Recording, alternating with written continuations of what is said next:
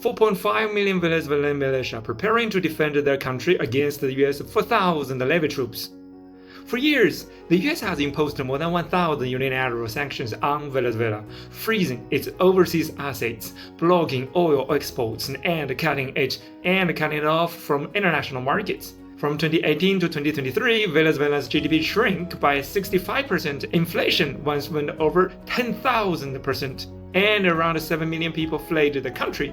About 1 million of them ended up in the United States, mostly as illegal immigrants. Do you think they truly love America after all this? Looks like the bullet bounced back to the United States. China has a saying, live in peace with your neighbors. But if you make your neighbor's house stink, how can your own stay clean? US-Venezuela relations are stuck in the vicious cycle: sanctions, retaliation, escalation.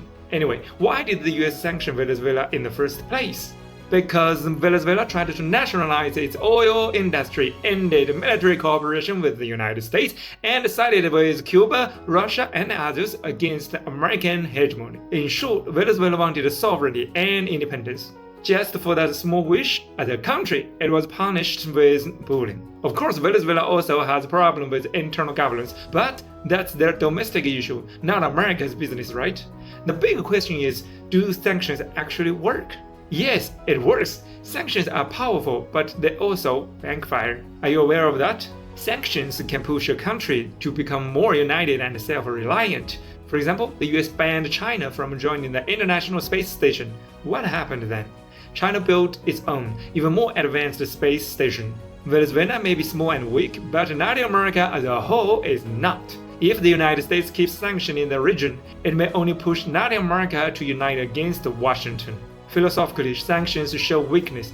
If the United States had strong governance and diplomacy, it could use dialogue, consensus, and fair negotiation to solve conflicts. Instead, sanctions became a lazy habit, like a village bully who relies on fists instead of brains until the brain itself stops working.